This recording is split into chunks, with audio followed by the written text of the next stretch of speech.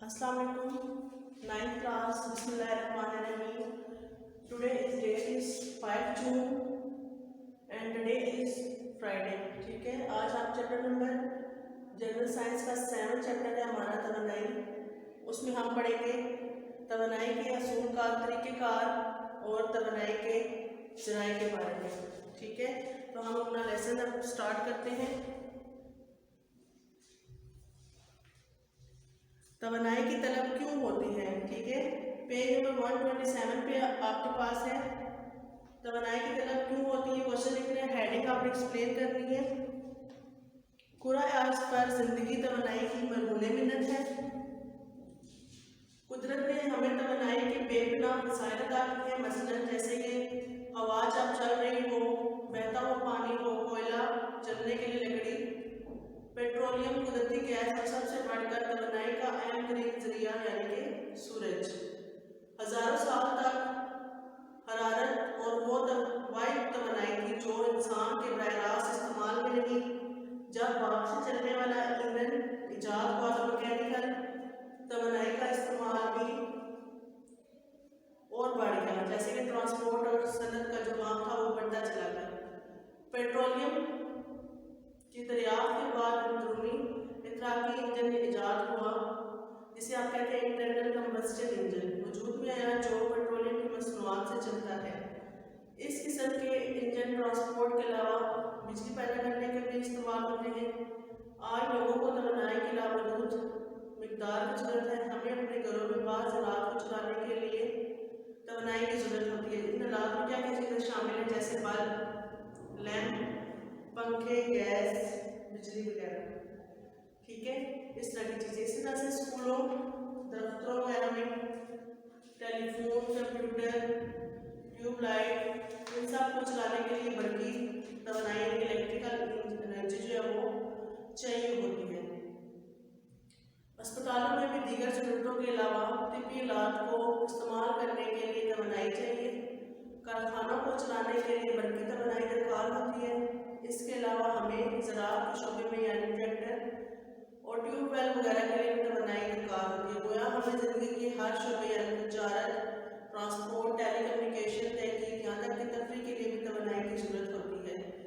एक तो हर शख्स की तवनाई की ज़रूरत में इजाफा हो रहा है, दूसरा आबादी के बढ़ने की वजह से हमारी तवनाई की ज़रूरत में रोज़ यानी कि रोज़ बरोज़ हमारी तवनाई की ज़रूरत भी बढ़ रही है। हुकूमत यानी कि कौमी सतह पर भी ज़राअत और सनत और खदमत की ज़रूरतें पूरी करने के लिए मज़ीद तवनाई दरकार है। अब इसका असूल का तरीक़ेकार क्या है? किसी मुल्क की ज़राई सनती और साइंसी तरक्की का इंसार इसके बाकायदा तरीके से तवनाई की बुलंद शरह इस्तेमाल में है और इसकी तरक्की और खुशहाली का दारोमदार तवनाई के वसाइल से इस्तेफादा करने पर है। तवनाई मुख्तलिफ इश्काल में पाई जाती है। हरारत तवनाई की एक सूरत है। हरारत की तस्लीम मिकदार जो हम इस्तेमाल करते हैं बराह रास्त सूरज से हासिल होती है। हरारत लकड़ी, कोयला, कुदरती गैस और पेट्रोलियम की मसनूआत के जलने से भी पैदा की जा सकती है। तवनाई की एक मकबूल सूरत बिजली है। ये जनरेटरों से हासिल होती है जिन्हें थर्मल, आबी या जोरी ताकत से चलाया जाता है। नेक्स्ट हमारे पास है बल्कि तवनाई की सनत रीढ़ की हड्डी है। मैकेनिकल तवनाई की किस्म है। इससे हमारी सनत का पिया रवां है, ट्रांसपोर्ट चलती रहती है और ज़राअत के शोबे में काम जारी रहता है। इतराकी इंजन में ईंधन के इस्तेमाल से मैकेनिकल तवनाई आती है। बिजली की मोटरें इस्तेमाल करके मैकेनिकल तवनाई हासिल की जाती है। ये मोटरें बल्कि तवनाई को मैकेनिकल तवनाई में तब्दील कर देती हैं। बहते हुए पानी और हवा की मैकेनिकल तवनाई बराह रास्त भी इस्तेमाल की जा सकती है और बल्कि तवनाई में तब्दील करके भी इनको इस्तेमाल में लाया जा सकता है। तवनाई के ज़राए, अब हमारे पास नेक्स्ट टॉपिक तवनाई के ज़राए कौन कौन से। सबसे मेन ज़रिया जो है हमारे पास वो सूरज है और हवा और पानी वगैरह से हासिल होती है। दरअसल तवनाई की हर किस्म बराह रास्त या बिला वास्ता तौर पर सूरज से हासिल होती है। हम अपने घरों को गर्म रखने के लिए, मशीनों को चलाने के लिए कोयले, तेल और गैस से हासिल होने वाली तवनाई हासिल करते हैं। फॉसिल ईंधन लाखों साल कबल इंतहाई दबाव और हरारत के ज़रिए जो है वो जानवरों और पौधों के बलकियात के गल सड़ जाने से तैयार होते हैं। हम फॉसिल ईंधन बड़ी तेजी से इस्तेमाल कर रहे हैं, मगर इनका इस्तेमाल जो है वो रोज़ बरोज़ बढ़ रहा है। अगर हमने मौजूदा रफ्तार से अपने वसाइल का इस्तेमाल जारी रखा तो ये वसाइल जल्द ही ख़त्म हो जाएंगे। फॉसिल ईंधन के इस्तेमाल में ये मसला भी है कि एक बार ख़त्म होने पर इनको दोबारा से बहाल नहीं किया जा सकता। अगर हमने इनको मौजूदा रफ्तार से इस्तेमाल किया तो इनका ख़त्म हो जाएगा इस्तेमाल, यानी कि ये ख़त्म हो जाएगा, उनको दोबारा इस्तेमाल यानी कि दोबारा पूरे कार आने में तो काफ़ी टाइम लग जाएगा। कार्बन मोनोऑक्साइड और कार्बन डाइऑक्साइड इसकी मिसालें हैं जिससे फिजा रुदा हो रही है और सेहत के मसाइल का बायस बन रही है। फॉसिल ईंधन का इस्तेमाल पेचीदा मसाइल का बायस बनने के नाम इनकी सप्लाई मजदूर होने की सूरत में दुनिया तबाही के बुरान का शिकार हो जाएगी। नाकाबिल तजदीद फॉसिल ईंधन हमारे मुस्तकबिल की ज़रूरत पूरी नहीं कर सकेंगे। हमें ना सिर्फ इन्हें पाबंदी से इस्तेमाल करना होगा बल्कि अपनी बका के लिए तवन्नाई के नए वसाइल को भी तरक्की देना होगा। ठीक है स्टूडेंट्स, पेज नंबर 125 पे तवन्नाई के ज़राए जो हैं ये आप लोगों ने अच्छे तरीके से याद करना है और जितना मैंने आपको पढ़ाया है ये आप लोगों ने अच्छे तरीके से पढ़ना है। पेज नंबर 128 तक आपका काम है। ठीक है स्टूडेंट्स, अच्छे तरीके से इसको रिवाइज कीजिएगा और मुताला कीजिएगा। अपना ख्याल रखिएगा। इंशाल्लाह नेक्स्ट लेक्चर के साथ फिर मुलाकात होगी। अल्लाह हाफिज़। अस्सलाम वालेकुम जमात है नहम, दिन है जुमे का, तारीख है आज 5 जून 2020। मजमून आप पढ़े हैं सिविक्स चैप्टर बेटा जी हम पढ़े थे हुकूक ऑफ राइट्स। ठीक है, हुकूक ऑफ राइट्स में सबसे पहले हमने बुनियादी हकूक पढ़ा। बुनियादी हकूक में आपको बताया गया था लास्ट लेक्चर में कि इखलाकी हकूक, कानूनी हकूक। कानूनी हकूक को मज़ीद 3 इक़साम में तकसीम किया गया, जैसे माशरती हकूक, माशी हकूक और सियासी हकूक। माशरती और माशी हकूक आपको पहले पढ़ाया जा चुका है। आज जो हम पढ़ेंगे वो है सियासी हकूक। ठीक है, सियासी हकूक कौन से हकूक हैं? ऐसे हकूक जो आइन की पैदावार होती है और जिसके ज़रिए अफराद रियासत के मामलात में शिरकत कर सकते हैं। ठीक है, सियासी हकूक का ताल्लुक शहरी की सियासी ज़िंदगी से होता है। सियासी हकूक जमहूरियत की तरक्की के लिए लाज़िम व मलज़ूम है। सियासी हकूक के बगैर फ़र्द अपने माशरती और माशी हकूक से फ़ायदा नहीं उठा सकता। सियासी हकूक कौन से होते हैं? सबसे पहला हक वोट देने का हक। तमाम शहरियों को वोट इस्तेमाल करने का हक हासिल है, अलबत्ता आदि मुजरिम, पागल, नाबालिग और दिवालिया अफराद और गैर मुल्की इस हक को इस्तेमाल नहीं कर सकते। यानी कि वो सिर्फ इसको इस्तेमाल कर सकते हैं जिनको पाकिस्तान, अगर आप पाकिस्तान मुल्क के पाकिस्तान में रहते हैं तो पाकिस्तान की शहरियत जिनको हासिल है, ठीक है, वो वोट का इस्तेमाल कर सकते हैं।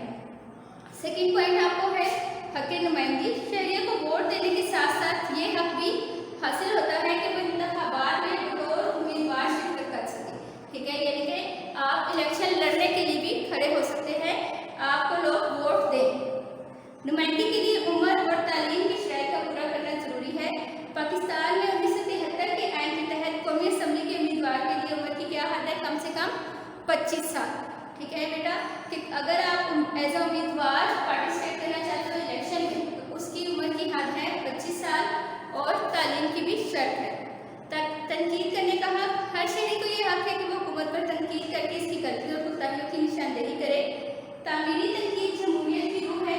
इसके लिए ज़रूरी है कि तनकीद सिर्फ तामीरी, इस्लाही और नेक नीयती पर मबनी हो, यानी कि जो भी आप कर रहे हैं वो मुल्क की फ़ायदे के लिए हो, ठीक है, किसी के इस्लाह के लिए हो और आप नेक नीयती पर मबनी हो। इस हक का ये फ़ायदा होता है कि हुकूमत हर वक्त इस बात का ख्याल रखती है कि वह कोई ऐसी पॉलिसी ना बनाए जो अवाम की मंशा, जिनके अवाम की ख्वाहिश और उसके फ़ायदे के खिलाफ हो और मुल्क की अवामी ख्वाहिशात के मुताबिक तरक्की करे। लास्ट आपका है सियासी जमात बनाने का हक। जमहूरियत की कामयाबी के लिए सियासी जमातों का वजूद बहुत ज़रूरी है। क्यों ज़रूरी है? क्योंकि ये अवाम में सियासी शऊर पैदा करते हैं और उनकी सियासी तरबियत करने में अहम किरदार अदा करती है। हर शहरी को ये हक हासिल है कि वो सियासी जमात की तश्कील करे और अपनी पसंद की सियासी जमात में शमूलियत इख्तियार करे। ठीक है बेटा जी, ये आपको बहुत शॉर्ट सा टॉपिक आज ब्रीफ किया गया है।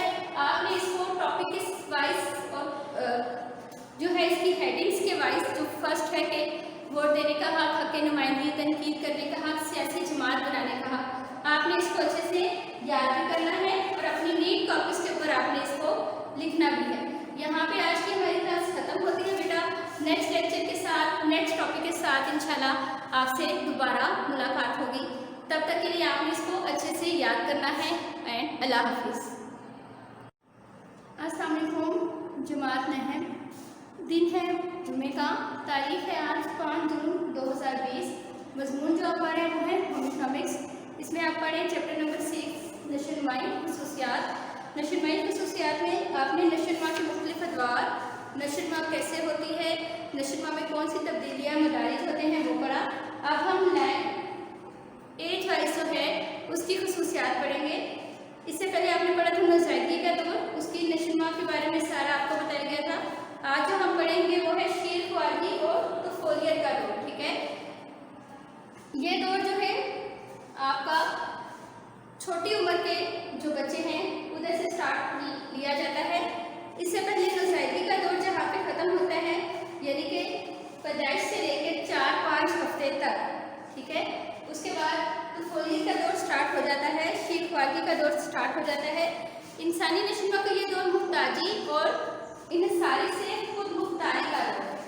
ठीक है, इसलिए बच्चा खाने, हरकत करने और बोलने में क्या करता है, खुद मुख्तार हो जाता है।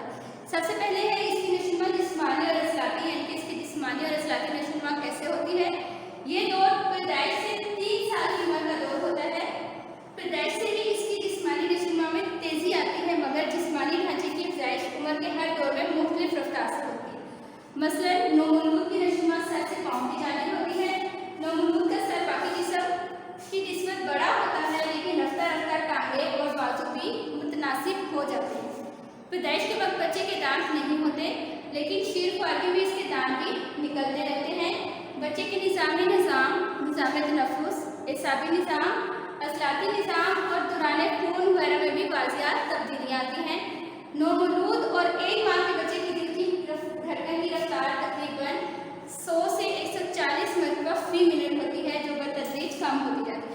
अगर हम इसको कंपेयर करें एक नौजवान बच्चे के साथ, तो आपको अंदाज़ा होगा कि ये बहुत ज़्यादा रफ्तार है। एक नॉर्मल इंसान की जो रफ्तार है, बारिश शख्स की दिल की धड़कन की रफ्तार है, वो 72 मरतबा फी मिनट तक होती है। पैदाइश के वक्त बच्चे का वजन 72.2 से 63.3 किलोग्राम होता है, जो 1 साल में बढ़कर 9.07 किलोग्राम, यानी कि 3 गुना ज़्यादा हो जाता है। 1 माह का बच्चा ज़्यादातर क्या करता है, गर्दन को दाएं बाएं मोड़ता है। 5 माह का बच्चा अपनी गर्दन को काबू करना सीख जाता है। काबू करना सीख जाने यानी कि वो अपनी गर्दन को अपने जिस्म के ऊपर उठाना, या उसके बोझ को, उसके वजन को जो है, बोझ तो नहीं कहेंगे, उसके वजन को उठाना सीख जाता है। अपने गर्दन को हिला के दाएं बाएं देखना सीख जाता है। 6 माह का बच्चा करवट लेना सीख जाता है। 7 माह की उम्र में बच्चा किसी चीज़ का सहारा लेकर बैठता है। 10 माह का बच्चा किसी सहारे से खड़ा होता है। 1 साल का बच्चा बगैर सहारे के चंद कदम चलता है और फिर गिर पड़ता है। इसके बाद फिर चलना सीख जाता है। 2.5 से 3 साल का बच्चा जिसम को सीधा करके चलना शुरू कर देता है। इसके साथ साथ अगर उसको मौसीकी की आवाज़ आएगी तो वो कुछ होता है, थिरकता है, घैंट फेंकता है, पकड़ता है और उछलता कूदता है। बच्चा अपना पहला दांत 6 माह की उम्र में निकालता है, जबकि 4 साल की उम्र तक दूध के तमाम दांत निकल आते हैं। ठीक है बेटा जी, इसका आपको समझ आ गया। बहुत ईजी टॉपिक है। नेक्स्ट है ज़हनी नशोनुमा। पैदाइश के बाद इब्तदाई अयाम में बच्चे ज़्यादातर रोने की आवाज़ निकालते हैं। इनकी आवाज़ें ज़्यादातर सादा नोयत की होती हैं, मसलन खुशी से कलकारियाँ मारना, गीला होने या भूख लगने पर रोना, दिमानियाँ लेना, छींकना, डिकार लेना या खांसना वगैरह। आहिस्ता आहिस्ता वो ऐसी आवाज़ें निकालता है जो अल्फाज से मिलती जुलती होती हैं। मसलन एक लफ्ज़ी जुमले बोलता है, पानी को खम खम, माँ को अम्मा, नहीं, दूध वगैरह। एक अंदाजे के मुताबिक 18 माह की उम्र में बच्चा तकरीबन 10 अल्फाज बोल सकता है। 2 साल की उम्र तक वो तकरीबन 30 अल्फाज सीख जाता है, मगर 200 से 300 अल्फाज तक समझ सकता है। बच्चों का ज़ख़ीरा अल्फाज ज़हानत, माहौल, सीखने के मौक़े और तहरीक की बिना पर कम या ज़्यादा हो सकता है। लड़कियाँ अमूमन जल्द और ज़्यादा बातचीत कर सकती हैं। बच्चों की ज़हनी सलाहियत में इंफरादी फ़र्क किस वजह से होता है? सेहत, माशी हैसियत, समाजी तरबियत और सिंफ की वजह से होता है। लास्ट टॉपिक है बेटा की माशरती और जज्बाती नशोनुमा।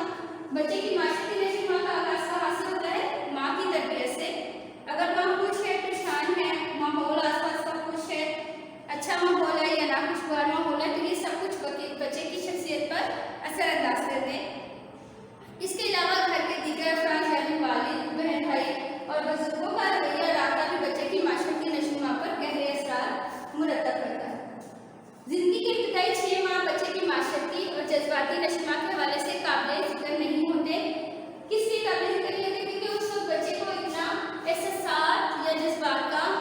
नहीं पता चलता। लेकिन फिर 6 से 18 माह की उम्र में बच्चा दूसरों की मौजूदगी का एहसास जरूर कर लेता है। वो अकेला ही खेलना स्टार्ट करता है।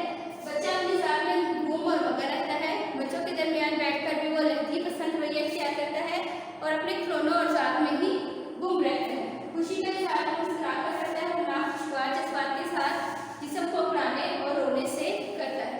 यहाँ पे बेटा जी आपका आज का टॉपिक खत्म होता है 5 जून का, ठीक है। लेक्चर आपका यहाँ पे वाइंड अप होता है। आपने इस सबको शिफ्ट वर्गी और तफोलियत के दौर को आपने याद करना है, ठीक है। ऑफिस पे आपने इसको नहीं लिखना, आपने इसको अच्छे से याद करना है। इंशाल्लाह नेक्स्ट लेक्चर के साथ आपसे दोबारा मुलाकात होगी। तब तक के लिए अल्लाह हाफिज़।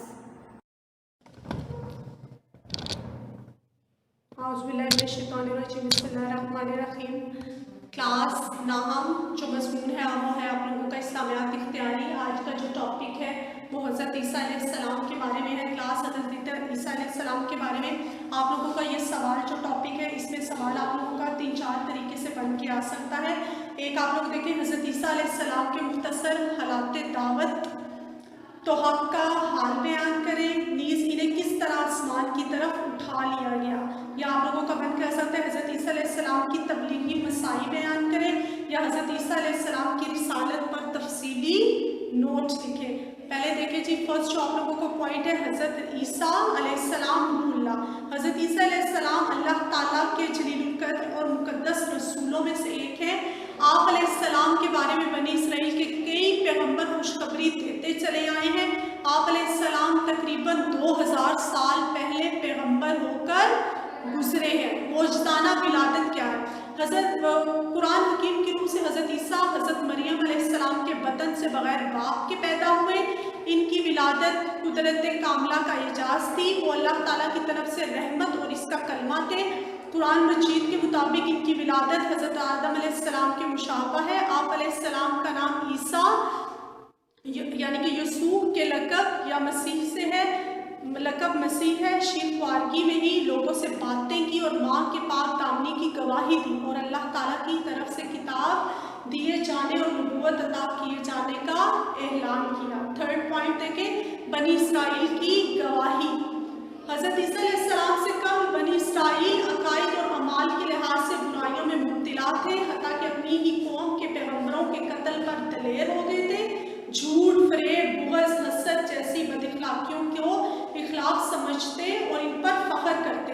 इनकी मज़हबी पेशवाओं ने दुनियावी लालच में आकर अल्लाह ताला की किताब तौरात को बदल डाला, नीज़ हलाल को हराम और हराम को हलाल दे दिया। कुरान हकीम ने इस रद्दो बदल की खबर दे दी है। क्लास ये हज़रत ईसा अलैहिस्सलाम के जो मैंने आप लोगों को 3 पॉइंट्स करवाए हैं, ये 3 आप लोगों ने रिटन कॉपी पर भी करने हैं और इसको याद भी करना है। साथ साथ काम को याद करिएगा ताकि आप लोगों पर इतना बर्डन ना हो, ठीक है जी। नेक्स्ट इसी क्वेश्चन के पॉइंट्स के साथ फिर मिलेंगे। अल्लाह हाफ़िज़। Assalamu alaikum class 9. Our group subject is mathematics. Our group class date is 5th June and day is Friday. Okay बेटा जी स्टार्ट करते हैं। कल हम लोगों ने किया था रिव्यू, हमने स्टार्ट की थी रिव्यू नंबर 3। अच्छा एक बात आपको बताऊं कि 9th क्लास आपका जो P9 का सिलेबस आपका जो रिवीजन में है, ठीक है, वो मैं आपको कल इंशाल्लाह बताऊंगी। आपने वो भी साथ साथ रिवाइज करना है, प्रैक्टिस करनी है। लेकिन इसके साथ जो न्यू आपका सिलेबस है वो तो आपने रजिस्टर्स पे करना है। जो P9 का सिलेबस आपका बताया जाएगा वो आप लोगों ने नीट रजिस्टर्स पे नहीं करना, लेकिन उसकी प्रैक्टिस करनी है। क्वेश्चन नंबर हम लोग कर रहे थे बेटा 4। क्वेश्चन नंबर 4 में आपके पास ऐसे है कि 2 कंडीशन है। फर्स्ट कंडीशन ये है हमारे पास कि question number 4 review 3। First condition हमारे पास ऐसी है कि उन्होंने कहा है कि मार्क प्राइस डिस्काउंट 8% है, ठीक है। डिस्काउंट बताया है कि 8% है और हमें क्या डिमांड बताई है उन्होंने, हमें मार्क प्राइस उन्होंने नहीं बताई कि मार्क प्राइस क्या है। हम लोग मार्क प्राइस को सपोज कर लेंगे कि मार्क प्राइस हमारे पास जो है 100 रुपीज़ है, ठीक है। अच्छा आप लोगों ने क्या करना है इसमें क्वेश्चन में सबसे पहले तो आपने इसमें उन्होंने कहा है कि 8% का डिस्काउंट है, ठीक है, 8% इसमें जो है डिस्काउंट है। अच्छा और आपको उन्होंने बताया है क्वेश्चन नंबर 4 में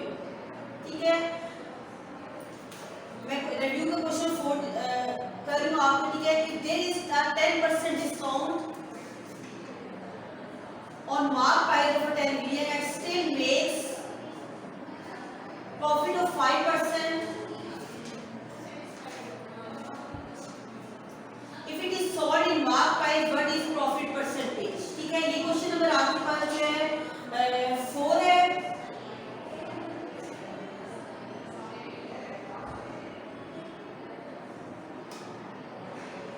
अच्छा एक बेटा आपको बात बताऊं कि क्वेश्चन 4 आपका सेम एज एक्सरसाइज 3.2 में हम लोगों ने क्वेश्चन किया था, ठीक है, उस जैसा ही है। आप लोगों ने क्वेश्चन नंबर 4 जो है ट्राई करना है, ठीक है। ये आप लोगों की प्रैक्टिस वर्क भी है और अगर आपने नोट्स ले लिए या नोट्स लेने हैं तो उसमें भी आपके पास ये गिवन होगा, ठीक है। अच्छा क्वेश्चन नंबर 5 देख करते हैं, ठीक है। क्वेश्चन नंबर 5 में आप क्वेश्चन नंबर 4 आप लोगों ने जो है प्रैक्टिस में जो आपको दिया गया है उसमें आपने दो कंडीशंस के साथ करना है। एक कंडीशन ये है कि आपको उन्होंने कहा कि 10% का डिस्काउंट है, एक 10 मिलियन है और इसके बावजूद उसको 5% का जो है उसमें प्रॉफिट हो रहा है। If it is sold in mark price what is the profit percentage, तो आपको प्रॉफिट परसेंटेज की डिमांड की गई है, ठीक है। प्रीवियस क्वेश्चन जैसा ही है आपका। क्वेश्चन नंबर आपके पास जो है 5 है। क्वेश्चन नंबर 4, अच्छा क्वेश्चन नंबर 5 आपके पास है कि आपको जो है इसकी भी मैं आपको हिंट दे देती हूँ।